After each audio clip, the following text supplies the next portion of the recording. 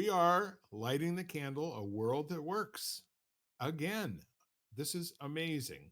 It seems like forever, but I think it's only been 3 weeks since we recorded the last video. And I'm looking forward to today because we've got a lot going on. And I'm here with two of my best buddiettes in the world. At least we spend an hour or so a week looking at each other's handsome and good looking faces, beautiful, all that. So the point is, today we're going to let's talk about reconnecting and reunion. How does that sound? And I'm with Lisa Sheehan and Jan Jeremias. And again, I'm Bill Carell. I didn't say that before, but uh, I remembered it, and I hope you did too. But my point is, we're going to get started here in a second, and I'd like to just remind you why we do this podcast, because we're up somewhere in the neighborhood, I think, of like 135, 140 episodes that we've done so far, and we do this for the opportunity to cast a pebble into the water, and put a positive, empowering ripple out there where, maybe in some cases they're not present. But in the meantime, this is up to you to choose how to use our conversations, and hopefully we'll be both entertaining. Maybe we'll be a little thought provoking from time to time. But I can tell you one thing for sure: when we get into the conversations, our attention is not interested at all in what anybody else thinks while you're listening to it. Sorry about that, because we just get lost in the convo every once in a while. So if that happens today, tell us to come back and we will, because I know you're not going to watch this for a while. You're out in the future somewhere. But all my friends tell me that all times happen at the same time. So that's why we can hear you and we can pick up on your vibe. Having said all of that, welcome us back quickly. And let me ask both of you, fine friends, what do you think of, what did I actually say? Reunion and Reconnection. reconnection. That's very good. Thank you for listening. And how does that sound to you? You have any thoughts on the matter? So many. No, not really. I mean, I always go with like the first things that come to mind because um, I close with quite a few of my high school friends, and that only happened because we reconnected at a reunion and have since been planning all sorts of gatherings thanks to that. Mm. The whole ability, the whole that we actually went to the reunion. Like some people just don't do it, and then we made such a wonderful pact kind of thing. So we have different names. Like there's the 12 pack when 12 of us go away. There's the 6 pack. There's the That's Fab cute. Five, the Core Four. You know, so it's. I mean, I adore reunions and reconnections. That's just my first thought. So, Jan, you're up. Yeah. Okay. Oh no, the pressure. Um, I guess I've been thinking about reconnection a lot lately.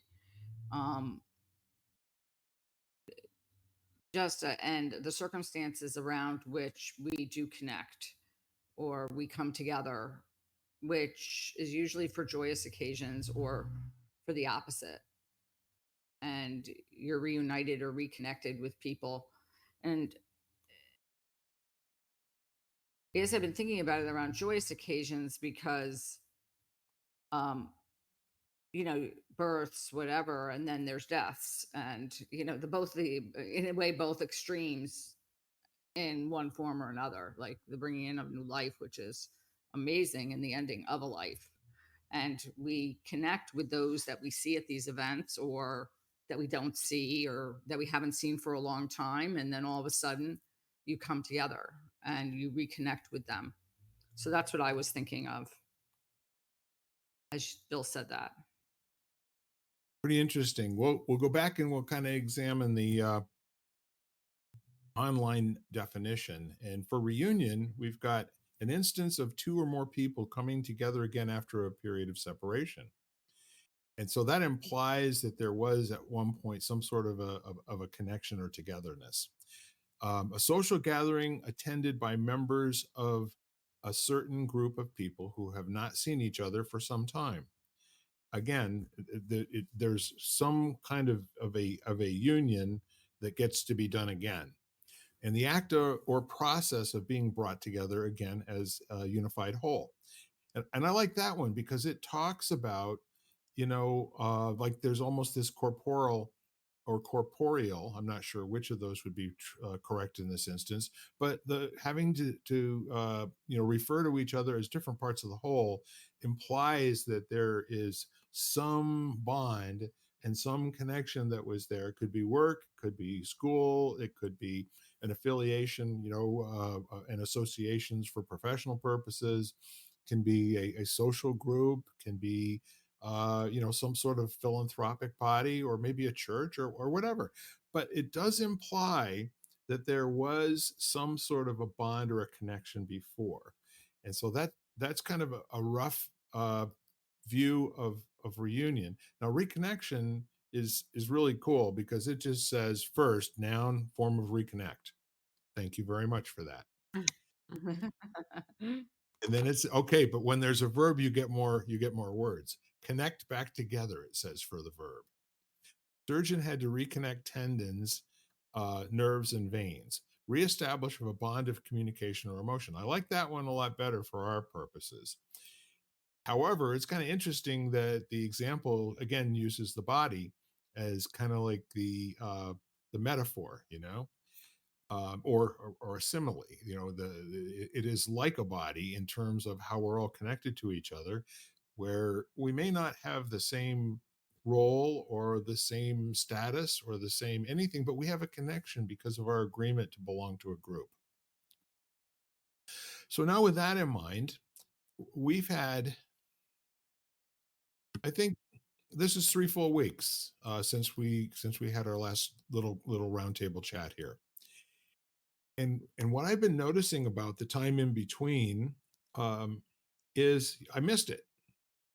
You know, I can't speak for you, but Jan, based on your heads up text yesterday, obviously it was coming up for you as something that you'd like to do again, and I'm really glad we're here. I think the expectation of having a reconnection or a reunion in the future, um, gives a really powerful present, in my mind. And thinking about, for instance, when I shared a picture of this restaurant on shipboard while I was on vacation called Oceans, I could just about picture what Lisa's face would look like, given her last name is Sheehan. So, and the neat part of it is we discovered that location for breakfast after about our third or fourth day. And when we went to breakfast there, we saw this big sign on the wall. Ships are huge. It took us 2 to 3 days to discover it was there. Then we had breakfast there every single day afterwards. So I'm just recounting a reconnection and a reunion story. Those are our two words for today, Mr. Ken. Welcome aboard. Ken Caputo just joined us, and we're kind of talking about what our thoughts are in terms of reunion and reconnection. But a lot of it, from the definitions online, has to do with getting back together after being apart, and that implies that there's some sort of a relationship in an organization or part of a whole, like a group. And so, with all of that said, you're a quick study. You come up to speed very quick, and I'm curious about how this reunion is for you, since I haven't seen your wonderful visage for 3 weeks. It's, it's kind of funny. It's like what good connections always are, the time away, just when you get back together, it's like there was no time away. It just kind Exactly. of picks right back up where you left off. Yeah, I'm sure all of our listeners have exactly someone's face or name in mind right now while you're speaking. Yeah.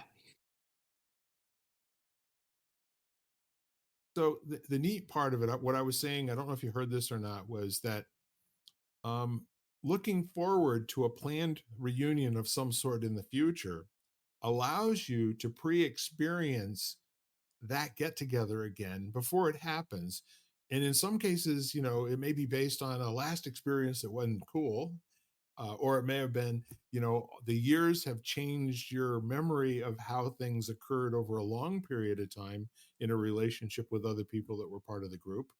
And now it's something where you really can't wait to get back together again. Or, and I've seen this happen in our high school reunion from time to time, where we reconnect with somebody after 10 or 15 years, because we just had our 50th high school reunion, this last fall. And there were people who came for the first time ever who had decided for the first 49 years that if they never saw anybody from our high school again, it would be too soon. So, and they finally showed up and they had the time of their life. And I think Lisa had a really quick uh, thing that's come out of her reunion as well, in terms of how you name your groups based on who shows up after that. But there's a real familia familial feeling to those folks that have reconnected in our reunions from my high school class, starting with about 10 years ago. So there's a group of us that get together, between 20 and 30 different people, not always the same people, but I'm going to remember what you said this year, Lisa. You know, we will be the doozy dozens, or whatever we are Right. when we go. Right. We have a baker's dozen too, because that's sometimes a 13th. 13th, yes, that's a good dozen. So, what would be a reunion at the moment? Is if you start thinking about, if you were going to plan a reunion, like at the moment, we clear the space and there's an opportunity for you to go through your memory and start to pick um, maybe some folks that you ran with for a while, for one reason or another, socially or with work or college or professionally. What sort of a gathering seems to come to mind that would be worth doing?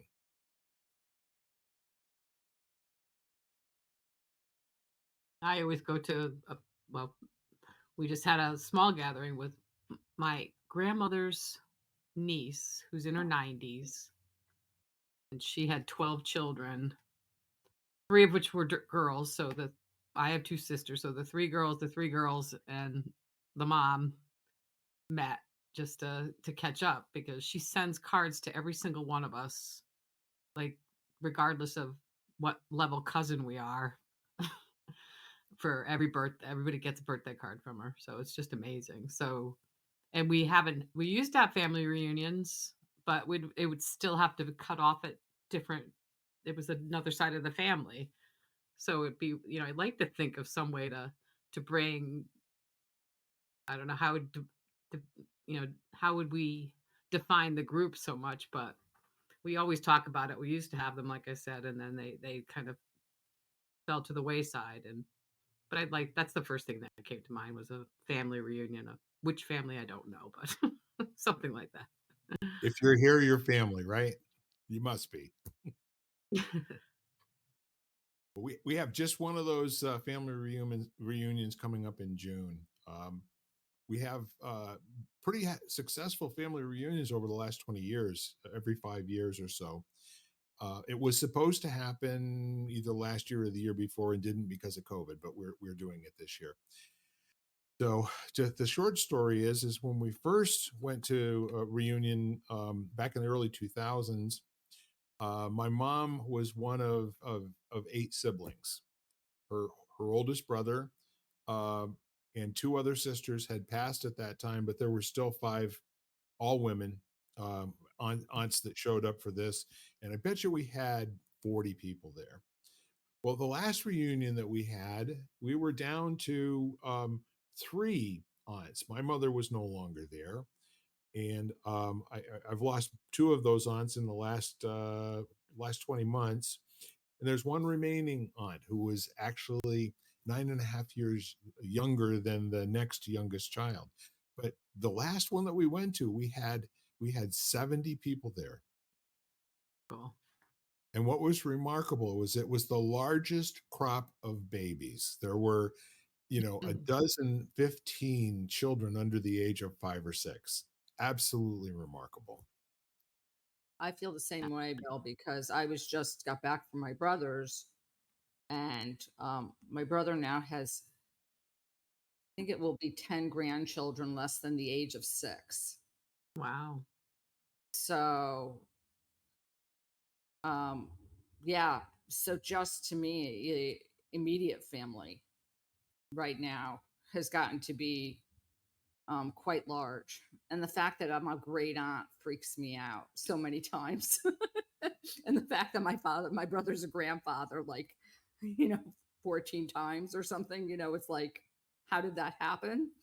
But he happens to be the best grandfather. I mean, they love him. And so, yeah, just immediate family right now. I'm just, how can I um, stay connected to them with, for whatever reason, differences and everything, and can that just be set aside between us all and just maintain connection? So I've been wondering, if you folks have any traditions when you get back together with relatives or family or something. In our reunion, typically there is a T-shirt that's printed up, Mhm. uh, and one of them was printed up using the Survivor theme was something like outplay, outlive, or no, outplay, outeat, and outlove. Uh, you and pictures of my grandparents, Lloyd and Edna, who started all of this back in the 1920s. I mean, for God's sake. And it's remarkable to me because last year, the year before, was supposed to be the centennial of when they got married, and we'll celebrate this time. But if you add up all of their progeny, it's like 160 people. It's remarkable. They had 8 children, but my grandmother, God bless her, she had 6 miscarriages too. The oldest was 29 years younger, I mean, older than the youngest, my Aunt Claudia, who is still here now.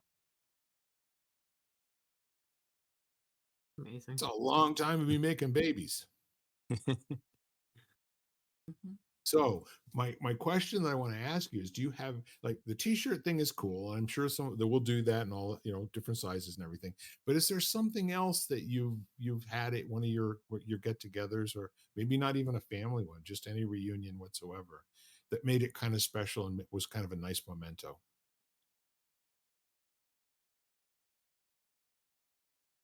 I think photographs, because Mm.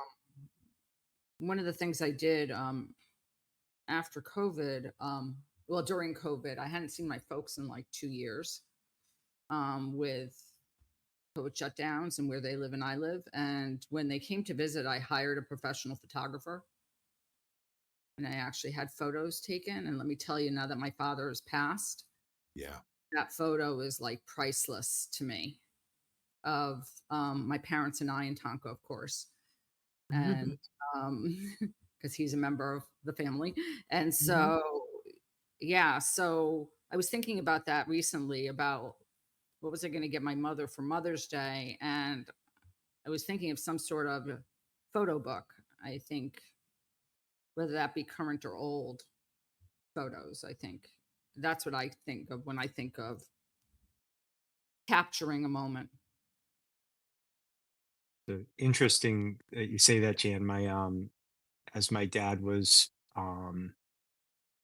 in the process of the last week of his life, my sister had put together on the television every day he'd get a different slideshow of Mhm. pictures, and it gave him so much peace and was such just kind of a cool way to, you know, see his life, his awesome life and Mhm. all of the people he'd impacted. And it wasn't just family, it was friends and pets and just all of it. So, yeah, so it was just a constant scroll of memories that he was just, he was just in a hospital bed in in their place, and just it was pretty cool. I would just sit there and hold his hand and we would watch them together. Didn't even have to talk about it because we would remember, or he'd Mhm. remember, and it would maybe something that didn't involve me. And It didn't matter, but yeah, very powerful. I mean, the other thing that my brother has done a number of times is actually recorded interviews with my parents through the years. And so even just recording conversations, things like that, are a great way Mm, to capture moments in time. Mhm. Like in a couple, like even school, memorabilia of any kind, people bring families too. It could be anything, which is fun. And pictures on, we've done pictures on mugs or pictures on different things, like Jan said, and Ken said, using pictures are like to basically, you know, my thought is to reunite with your past too, reconnect with everybody's past Yeah. kind of thing. At our reunion last fall, they did a couple of cool things. One was they had taken a high school yearbook and they'd taken all of the pages and photocopied them and then put them on a big old board so that everything that was in the high school yearbook, people could just walk along and, oh yeah, that's Mr. Ofsiani, that's Miss Pesh, et cetera, et cetera. And the other neat thing that they did is they went back and they found a whole bunch of editions of our high school newspaper, some of which had pictures in them. Yeah, and so there were neat things like that, and then other people had collections of different articles that had been in local newspapers, the New London Day, the Groton News, and there used to be like a penny saver that was called Compass. So many of us had our pictures in those, and all the football players and the wrestlers, and so that was all kind of cool too. And they also had uh, the last thing that I remember that I thought was really cool is this is for from here on out. They had made a frame, and the frame was like 3 feet high by about 2.5 feet wide, and it says, you know, uh, class of 1972, Ledyard High School, 50-year reunion 2022. So we walked around the room just putting this frame around different groups of people, and then they Oh took yeah, Mhm. very cool. That was just so fun. But that's a good idea. after spending an evening with all those folks, I think we ended up with close to 70 people there, including spouses and whatnot. But there was not a single negative thing that happened all evening. It was just people that were so happy Mm. to be together. And we did hear from a couple who said, I've never been to another reunion.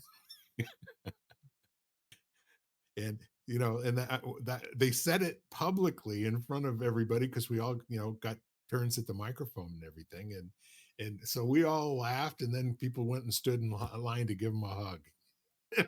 It was very cool. Reunion and reconnection. So sometimes it's a group, sometimes it's a person. you know you want to ask yourself every once in a while, occasionally, just reflect on this question: how many best friends have I had in my entire life?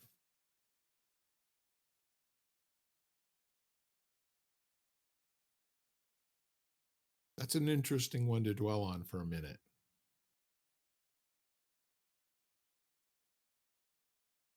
I, mine has basically been on like where you are geographically or school. My best friend Little was across the street. Grade school, grade school, middle school, high school, but and then college. That's where. But then I kept all the ones before too. So Right. the Yeah, list of friends. having a new best friend doesn't mean the other one's not still your best friend. Right, right. As Stephen And Stills said, that could be, decades that I don't see somebody because my high school friend lives in California. We drove out and moved to California together, and I came home and she stayed. So, yeah, but I haven't seen her in almost 5 years. But we're still, if like I always say, when you connect again, it's like no time passed. Like Ken was saying, Mhm. there's nothing. yeah. There's no See, strangeness, no nothing. it's interesting when that happens when there's been like, the time was during like a key developmental arc. So like we've had this very interesting thing over the last 5 or 6 months where students have come back who, like they trained with us for 12 years, left to go to college at 18. Actually one woman just came back. It's been 15 years plus since she's trained. She's a PhD now, and she's all grown up, what I mean? Like, but at the same time, first words out of her mouth when she came back and took a class is, "I'm home."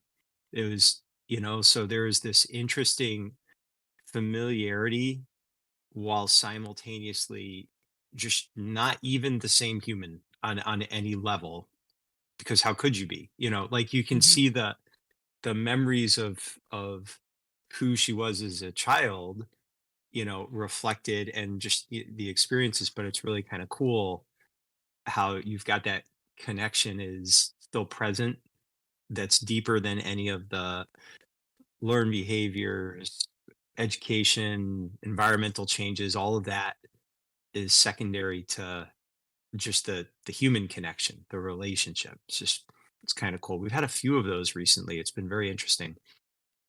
Mm. Well, I think what you're saying is I find it interesting. I have one friend who we've been friends forever.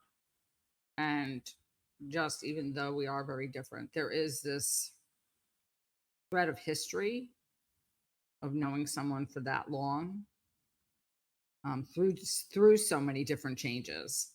And still, yet there's still that thread that still maintains that connection. And that will always be there, um, whether they're physically here or not. It's also interesting the discipline it requires to train yourself to see them for who they are, not for who they were. Hmm. Especially with kids because they change so quickly. And we had a really weird thing. I mean, we saw kids, we didn't see their lower faces for 2 years, and that's a long time. Like all of a sudden, they're taking their masks off, and it's like, oh my god, we don't even recognize them at first. It Mhm. was, it was fascinating, and it was a very stark reminder of the fact that we're not fixed entities. We're in a state of change and evolution, and so you have to find ways to keep that in mind, as the relationship just travels. I have the opposite thing too. Like I can still see the 3rd grade face on some of my, like I could see that face in them still. And other people, "Oh, they got so old." I said, "No, I still see that 10-year-old there. I could still see that face." It's amazing sometimes. Well, Just my remind close friend, when we're together, it's interesting because I think she brings out a part of me that I don't often, probably since I know her so long, that I don't necessarily show to many people. Mm. I think that's true of, I mean, your best friends, I think, see the most of you, but then there's like the fringe friends that see, you have for certain reasons or connections. So they don't, you only show that side. You only need to show that side of you, but it's kind of cool, yeah, like you said, to bring that piece out, back up.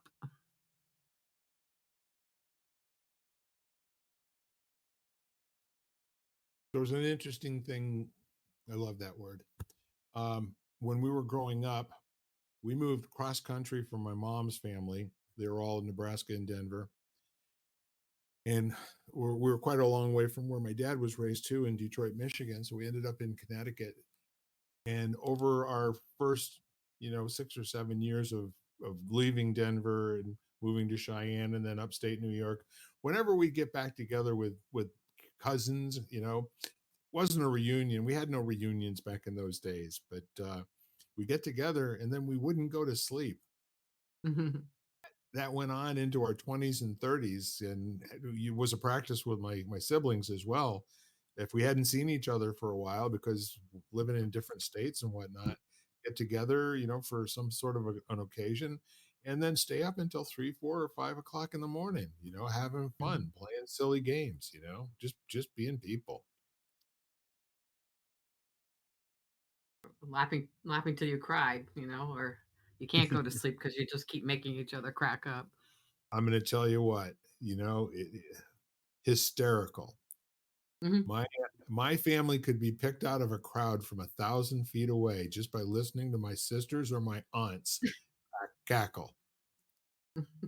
They had the most wonderful, raucous, I don't care what people think kind of laugh as a group function. It just very, very cool. Well, it's interesting when you're somewhere and there's very strong like genetics, familiar like feature genetics in my family for especially within the males. And you know, where I have cousins who've been or my, abroad or whatever, and people will come up to them and say, "Are you related to?" And they are. There's just Mhm. very, very strong. And so that and we all laugh alike. Yeah, there's a laugh. That was the thing. Like my sisters and I don't look alike at all, but our gestures are the same somehow. So people know we're related just by spending a little bit of time with us. They say, "Oh yeah, I can see the relationship now." That's fun. So apparently there are chromosomes for that,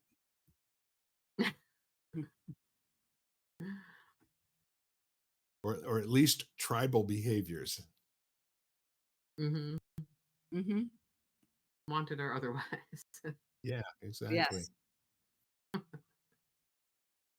So I'm sitting here thinking about this, and I think there are a couple of people that I'd like to reconnect with. Um, my on my dad's side of the family, his older sister had two girls, and I haven't seen either one of them since the 1980s. We just drifted apart, and they kind of went and did their thing, and we just seem to never make the connection again. And it would be kind of fun because we had a lot of get-togethers, and one of our first, the ones where that you kind of get that relationship cemented. Uh, I think we were about 12 years old when my grandfather passed away back in 1968. 14 years old, I guess. But the point is he, that occasion made us all. We made pacts that we would never get far apart again, and we took some of his old 1964 Kennedy half dollars and drilled holes in them and made necklaces out of them. And the next two or three times that we got together, we'd all wear our Kennedy half dollars that used to belong to Grandpa.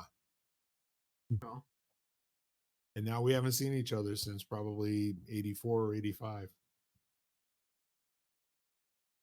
Did I say 30 years?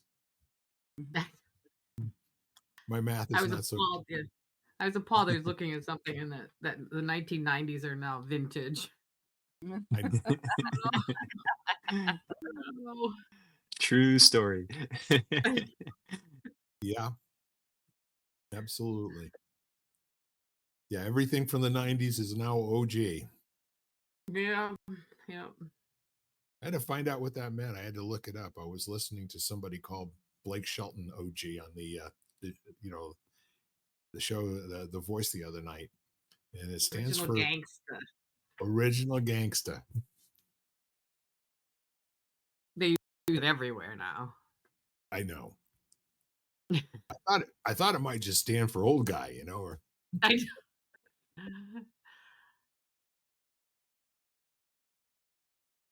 so we're having a spring that feels like a spring. You know what I mean? Like some years we don't have this kind of growth or green on the ground or flowers on the trees until first week of May. And it's remarkable. I look out my back window from the kitchen, into my backyard, and we've got these beautiful magnolias. There's some white star magnolias, and then I have the traditional sort of pink and white magnolias. These trees are 30 feet tall now. Mm. We planted them when we moved here in the late 70s and early 80s, but they're trees now. and they are Mhm. just awesome. And what I'm looking That's a forward, yeah. yeah, that's like a reunion. Every time I Well, see the bulbs come up and stuff like, and then the cold that hit, walking around and I'm gonna just hang in there. It's coming back. Sorry about well, the frost. yeah, the crocuses and the hyacinths and all the little bulby things, the small ones, they all were up before we hopped on the cruise, and during that ten days, most of them went by. There were still some that were left, but now all the bigger bulbs are coming up. Mhm. Jonquils and daffodils and tulips and all that. They're getting ready to go. Glued like they But you do. know what my best friend is that I'm waiting for? About 3 weeks from now. Um, my home is a it's a farmhouse, and we have a barn, and it was originally probably about a 45-acre farm in the city of Willimantic. But all through what looks like a meadow going through the barn and the outbuilding garage that we have down the hill, it just comes in with all of these wildflowers, carpet of blue, pink, and white violets. And it looks Mm. like something out of, if you have you ever seen the movie What Dreams May Come with Robin Williams? I remember that. Yeah. Yeah. You remember the scene with all of the flowing red, green, and blue flowers over all of the hillsides and everything, where he got a glimpse of what, but one instant after coming out of the throes of purgatory or wherever they were together, he sees this beautiful countryside with all of these flowers and this beautiful sky. Well, that's what the backyard looks like too. Mhm. So I don't mow it until Mm. all those violets die away. And sometimes that's not till like the 20th of May. I have a feeling it'll be a little earlier than that this year because things are just popping. That's a reunion I'm looking forward to. And I love sharing that with pictures on Facebook and everything with my friends. Well, and that's a movement too, the no mow May, to Yeah. not mow your grass for the entire month of May Yeah. so that can happen. Enjoy the insects, let the insects live on a nice tasty buffet. Absolutely. And, I welcome all the dandelions. I have Mhm. two brothers, they obsess over their yards in terms of getting the Chemelon guy in there. And we don't do that. We have kind of like a little bee sanctuary over here. And we're very, very happy that they're here. And we frankly don't even care what the thing looks like. It looks like a meadow that's supposed to go along with an old farmhouse. Sorry. There's a cartoon of a little boy saying, "Mommy, do we eat the grass?" And she goes, "No." He goes, "Well, then why do we grow it?" Interesting. And spend thousands of dollars a year trying to make it look perfect. Yeah, And it never does, or it does for moments at a time. Yeah. it's a strange concept when you think about it. Yeah. What's that all about, by the way? Back to the post World War II, all the houses look like ticky tacky and they're all in a row and Yeah, charcoal I remember burning it. reading somewhere once that weeds are just something that are growing where you don't want them to. I must not have any because I just let it go. It's Yeah, green. and it flowers. A lot of it flowers. They're so pretty. Some of the things. Mhm. Absolutely, I Lisa. guess, like you said, like who decided it was a weed? I know exactly. If you have you, I don't know if anybody watches Call the Midwife. Has watched Call the Midwife? It's really great. And there's one scene where one of the nuns, literally, the gardener takes out all the dandelions and he comes back, and one of the nuns has replanted them because she doesn't understand why they're considered weeds. So she replants all the dandelions because to her they're flowers. And you could eat them, That's right. at least the Right. leaves. Make wine. It's interesting. You know, I love our conversations because it's like popcorn going off, in terms of Mm. memories and thoughts and all that sort of thing. And I really think that if our listeners are getting half of what I'm getting out of this conversation, I think they're having a ball. I could feel here wheels spinning of who they're going to get together with in the Yeah. very near future. Yeah, like what a neat idea to come up with, huh? Who'd have thunk it? And if you think about it, it's audacious to decide to schedule something. These days, yeah. Well, the larger the group, the less likely it's going to turn out the way that you intend or think it will. And the neat part of it is if you're just, mindful and open to whatever comes, it's going to be perfect and beautiful. Just do it. That's why I always fall back on the two or more are gathered. As long as there's two of you, it's a reunion. Well, in the Episcopalian Church, we had a saying that said, wherever three or four are gathered, there's a fifth.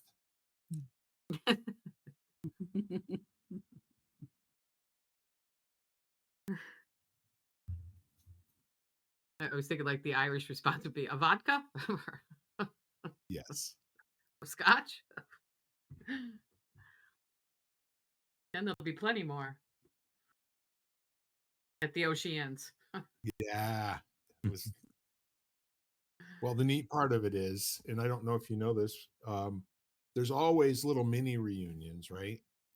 And one of the things that when I moved to Florida at that particular time in the early 2000s, um, there were lots and lots. I mean, probably on the Florida Peninsula, we're probably talking conservatively 800,000 to a million Brits that all bought homes. They kind of ran things,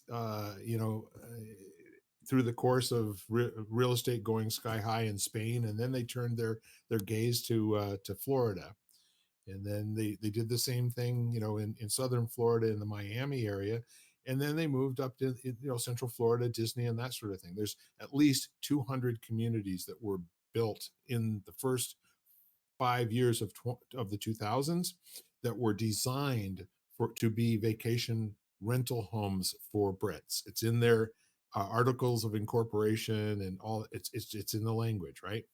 So that being the case, um, we got acquainted with some British food because when we moved into Hampton Lakes, bought our first rental property there.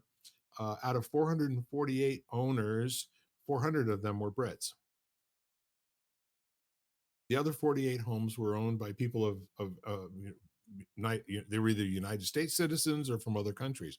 We actually had people from 17 different countries by the time that we left uh, Hampton Lakes and sold our last home there in 2019. But the neat part of it is, I'm getting back to a story about food and getting reunionized with it.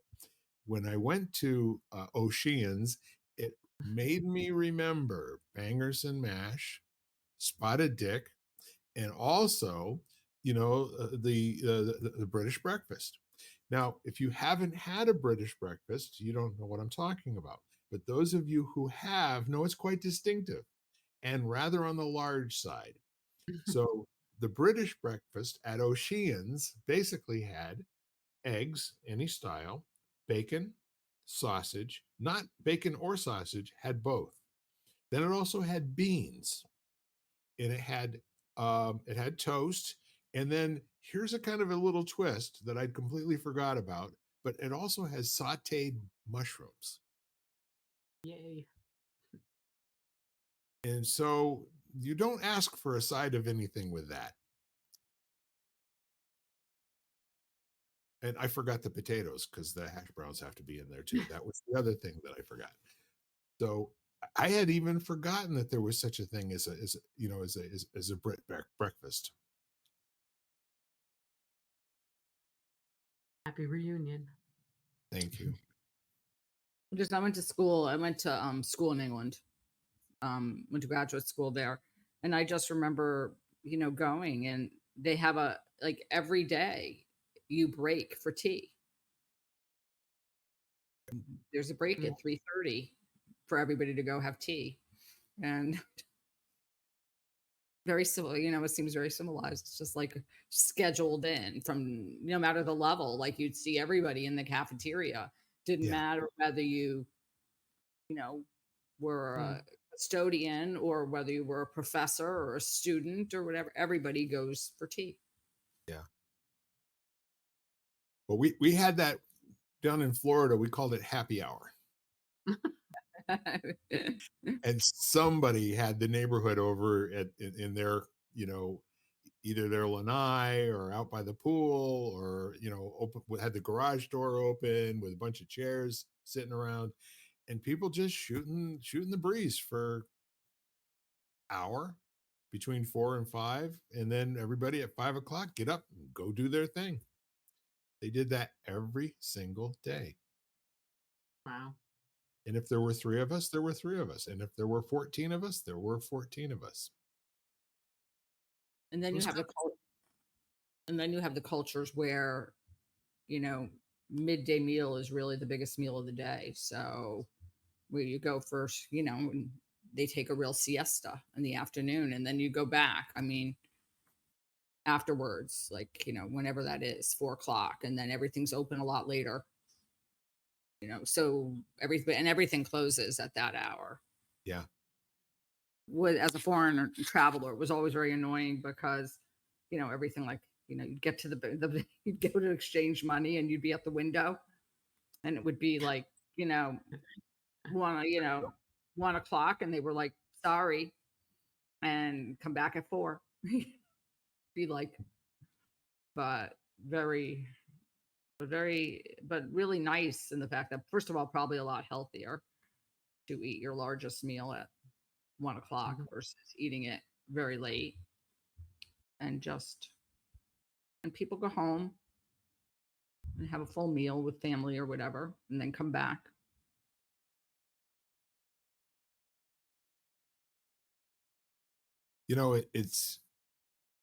It's kind of neat and it's also, I think, very empowering when a culture decides that a routine like that works best if it allows people to be with their loved ones, for a quality part of the day. Hmm. And in my personal experience, most of my favorite memories have a large element of eating really special, good food with people I love.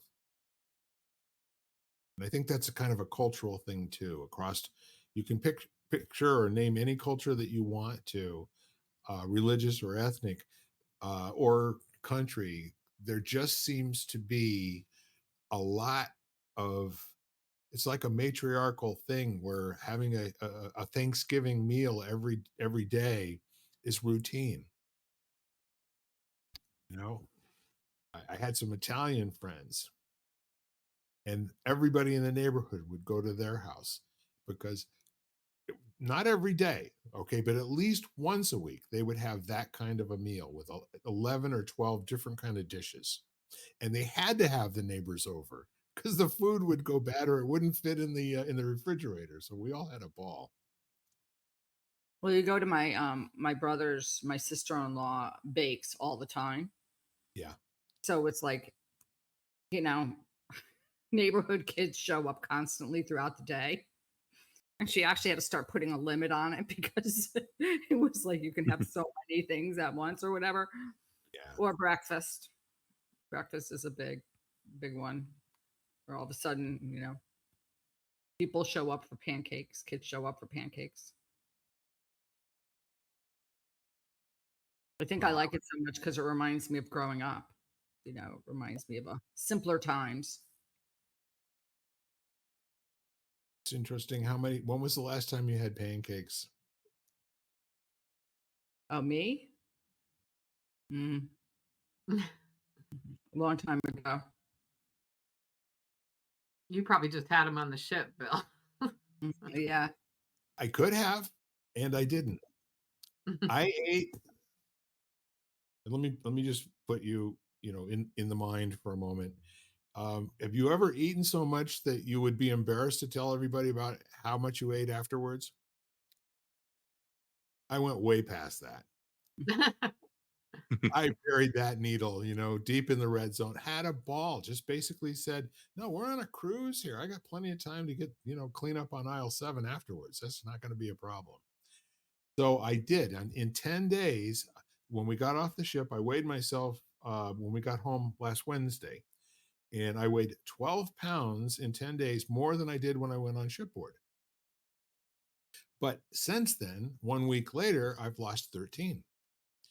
So it's just a matter, like when you're talking about the meat eating after 1 o'clock, that's when I start. I usually begin my intermittent fasting. My first meal has been somewhere between 1:30 and 2:30 in the afternoon, and then I eat within a 4-hour period of that afterwards, and it's huge. I mean, it's really huge. It's like, people look at my pictures of what I'm eating, a whole plate full of salad and shrimp and all that sort of thing, and nope, lost 2 more pounds today. But it's also mind over matter, isn't it? If you don't mind, it doesn't matter. You're also, I know you make all, you cook a lot and you create your wonderful meals.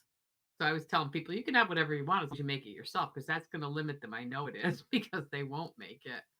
If they do, if you do, you know what's going into it, and it's a healthier meal anyhow. So, Well, it's neat that you said that because I average for a dinner time meal somewhere between 45 minutes and an hour with all the knife work, separate mhm, eating things up, sauteing this, that, and the other thing.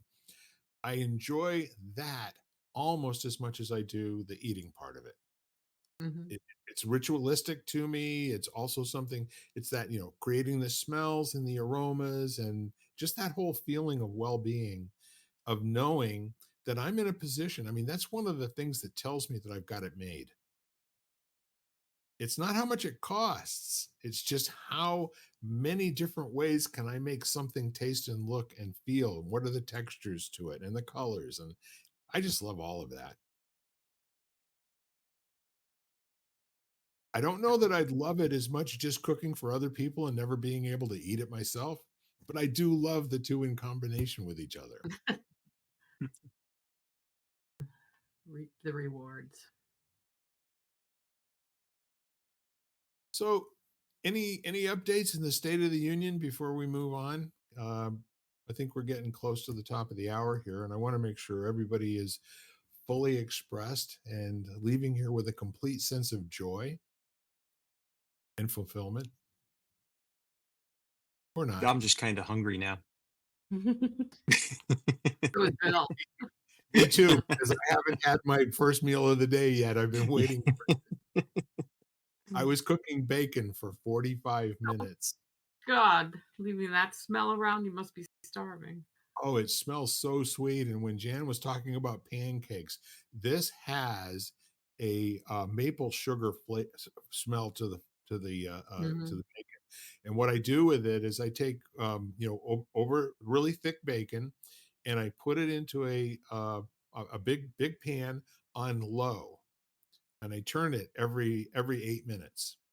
So it's just barely rendering off and all the rest of that. All the magic happens in sort of the last 5 or 10 minutes of making the bacon. wow. So that's all sitting out there waiting for me. If you want some, pop by, okay? Yep. Everybody So listening, give Bill's address later. Okay.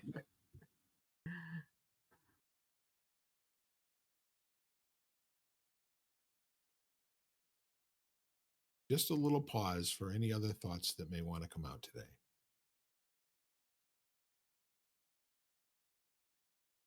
The only other reunion that first came to mind, and it just never came up, was my whole focus lately is to reunite with my soul, kind of like my original being. So every class I take seems to be pointing back to that. So I just wanted to mention that too, that there's a reunion and reconnection there too. I was thinking of that also, Lisa, because I Oh, feel like connecting to yourself is in that reuniting or because we become ourselves very fragmented and very divided.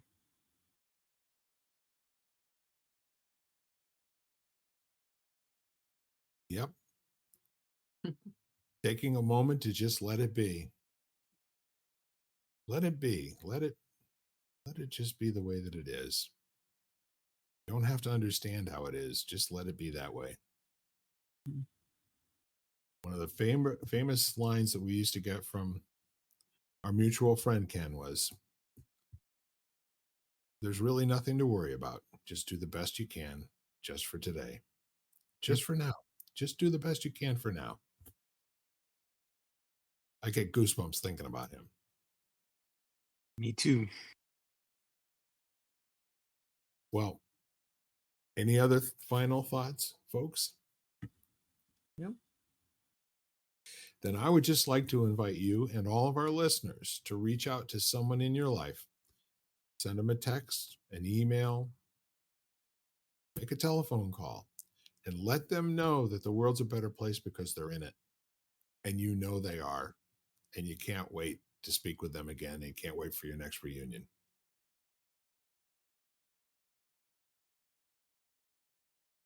So from lighting the candle, a world that works, and all of us to all of you, have an amazing week and do not settle for anything better than the best you can do just for right now, just for today. Bye-bye, y'all. Bye-bye. Bye-bye. You've been listening to Lighting the Candle, a world that works, part of the Exvadio Podcast Network. You can catch us each week, as well as the rest of the network, at exvadio.com/podcasts, as well as the Apple Podcasts app, Google Podcasts, Spotify, iHeartRadio, Stitcher, Audible, Amazon Music, and wherever you find podcasts.